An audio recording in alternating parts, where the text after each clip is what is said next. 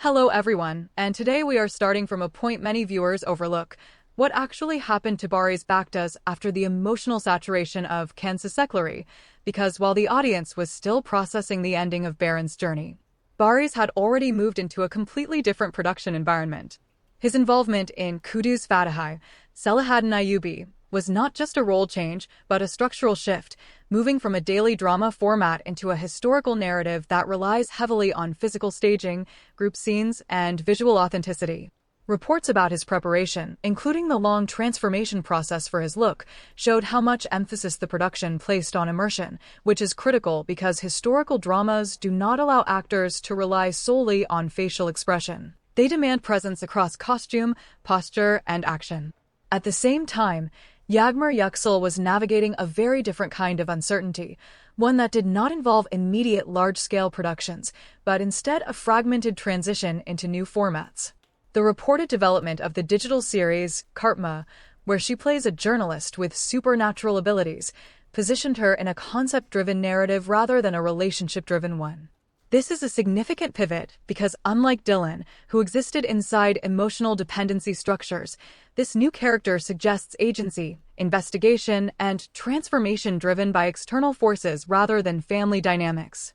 Returning to Baris, audience reaction to his transition revealed a key divide. Some viewers appreciated the move as proof that he could detach from the Baron identity, while others admitted that the emotional imprint of Kansasekleri made it difficult to see him as anyone else.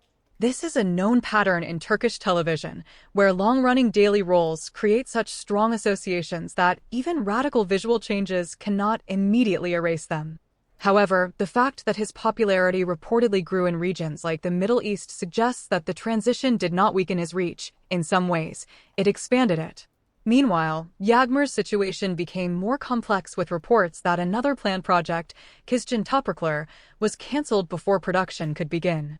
Whether viewed as a setback or simply a normal industry occurrence, the effect on audience perception was immediate.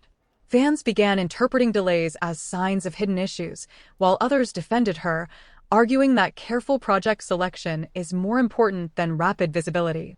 This tension highlights how quickly narrative control can shift away from the actor and into the hands of online communities. So when we look at both trajectories side by side, what we see is not a shared path after Kansasekleri, but two completely different strategies, Baris stepping into scale and genre contrast, and Yagmur navigating instability while searching for a defining next role. And this leads to a crucial question: does a fast, decisive shift like Baris's create a stronger long-term identity, or can a slower, more uncertain path like Yagmur's ultimately lead to a more flexible and diverse career?